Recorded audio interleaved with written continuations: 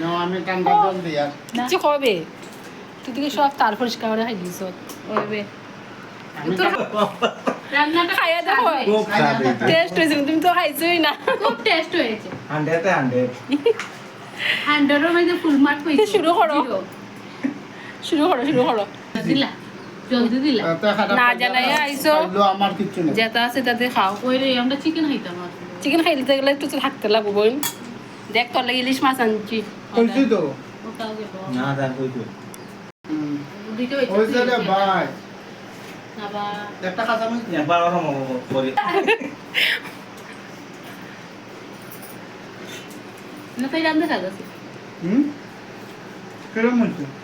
bumper original ওখান স্বাদ না হলে তো স্বাদ হইতে লাগবো অত গরমের মধ্যে রান্না করলাম কত আইটেম না গো জামাই তাহলে